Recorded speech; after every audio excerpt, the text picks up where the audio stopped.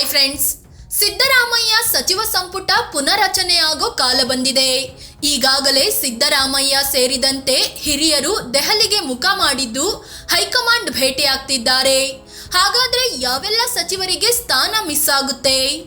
ಯಾವ ಕಾರಣಕ್ಕೆ ಸಚಿವ ಸಂಪುಟ ಪುನರಚನೆ ಮಾಡಲಾಗ್ತಿದೆ? ಹೊಸದಾಗಿ ಯಾರಿಗೆಲ್ಲ ಸಚಿವ ಸ್ಥಾನ ಸಿಗಬಹುದು?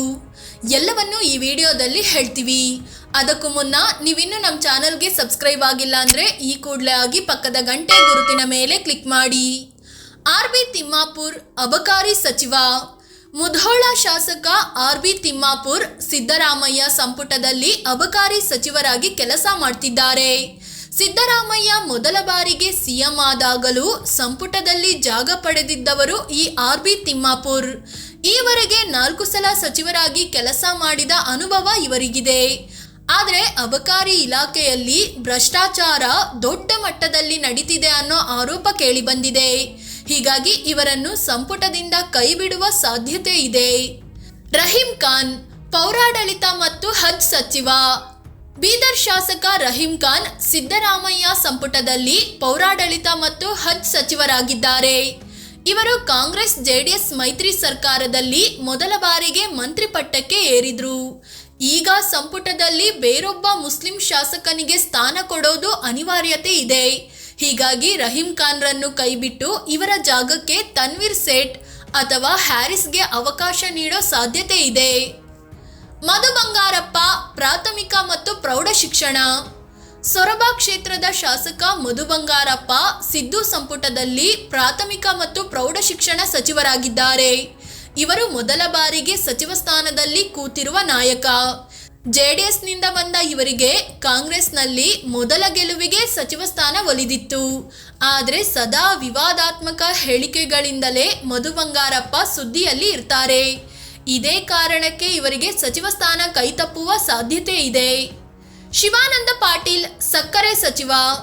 ಬಸವನ ಬಾಗೇವಾಡಿ ಶಾಸಕ ಶಿವಾನಂದ ಪಾಟೀಲ್ ಈಗ ಸಕ್ಕರೆ ಸಚಿವರಾಗಿ ಕೆಲಸ ಮಾಡ್ತಿದ್ದಾರೆ. ಇವರು 2018ರ ಸಮ್ಮಿಶ್ರ ಸರ್ಕಾರದಲ್ಲಿ ಮೊದಲ ಬಾರಿಗೆ ಸಚಿವರಾಗಿದ್ರು. ಕಳೆದ ಲೋಕಸಭೆ ಚುನಾವಣೆಯಲ್ಲಿ ಬಾಗಲಕೋಟೆ ಕ್ಷೇತ್ರದಿಂದ ಇವರ ಮಗಳು ಸಂಯುಕ್ತಾ ಪಾಟೀಲ್ಗೆ ಟಿಕೆಟ್ ನೀಡಲಾಗಿತ್ತು. ಆದರೆ ಗೆಲುವು ಸಾಧ್ಯವಾಗಿರಲಿಲ್ಲ.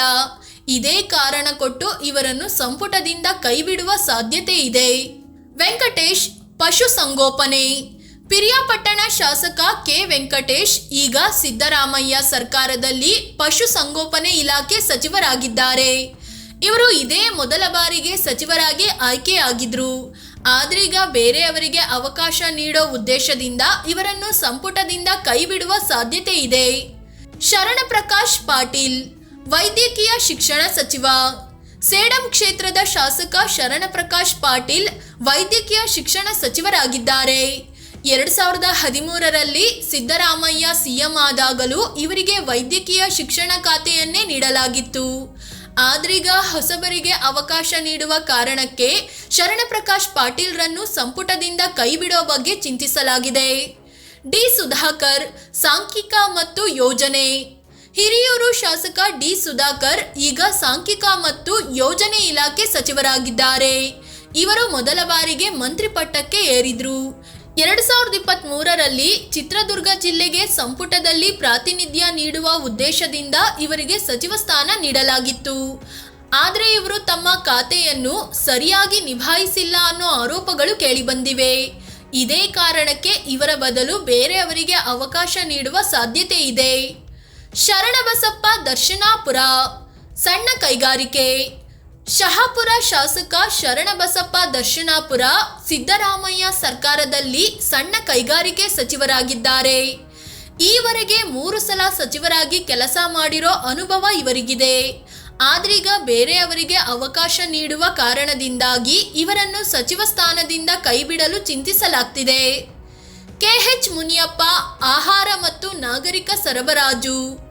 ದೇವನಹಳ್ಳಿ ಶಾಸಕ ಮುನಿಯಪ್ಪ ಆಹಾರ ಮತ್ತು ನಾಗರಿಕ ಸರಬರಾಜು ಇಲಾಖೆ ಸಚಿವರಾಗಿದ್ದಾರೆ. ರಾಷ್ಟ್ರ ರಾಜಕಾರಣದಲ್ಲಿದ್ದ ಮುನಿಯಪ್ಪ 7 ಸಲ ಸಂಸದರಾಗಿ ಸಚಿವರಾಗಿಯೂ ಕೆಲಸ ಮಾಡಿದ್ರು. ಸದ್ಯ ರಾಜ್ಯದಲ್ಲಿ ಸಚಿವರಾಗಿದ್ದು ಇತ್ತೀಚೆಗೆ ಬಿಪಿಎಲ್ ಕಾರ್ಡ್ ರದ್ದತಿ ವೇಳೆ ಸರ್ಕಾರಕ್ಕೆ ಮುಜುಗರ ಆಗುವಂತೆ ಮಾಡಿದ್ರು. ಹೀಗಾಗಿ ಇವರನ್ನು ಸಂಪುಟದಿಂದ ಕೈಬಿಟ್ಟು ಇವರ ಮಗಳು ಕೆಜಿಎಫ್ ಶಾಸಕಿ ರೂಪಕಲಾ ಶಶಿಧರ್ಗೆ ಸ್ಥಾನ ನೀಡುವ ಸಾಧ್ಯತೆ ಇದೆ. ಎನ್ಎಸ್ ಬೋಸರಾಜು, ಸಣ್ಣ ನೀರಾವರಿ. ವಿಧಾನ ಪರಿಷತ್ ಸದಸ್ಯರಾಗಿದ್ದ ಬೋಸರಾಜು ಸದ್ಯ ಸಣ್ಣ ನೀರಾವರಿ ಇಲಾಖೆ ಸಚಿವರಾಗಿದ್ದಾರೆ. ಇವರು ಎಐಸಿಸಿ ಅಧ್ಯಕ್ಷ ಖರ್ಗೆಗೆ ಆಪ್ತರಾಗಿರೋ ಕಾರಣಕ್ಕೆ ಅಚ್ಚರಿ ರೀತಿಯಲ್ಲಿ ಸಚಿವ ಸ್ಥಾನ ನೀಡಲಾಗಿತ್ತು. ಆದರೆ ಸರಿಯಾದ ರೀತಿಯಲ್ಲಿ ಖಾತೆ ನಿಭಾಯಿಸಿಲ್ಲ ಅನ್ನೋ ಕಾರಣಕ್ಕೆ ಈಗ ಸಂಪುಟದಿಂದ ಕೈಬಿಡೋ ಸಾಧ್ಯತೆ ಇದೆ.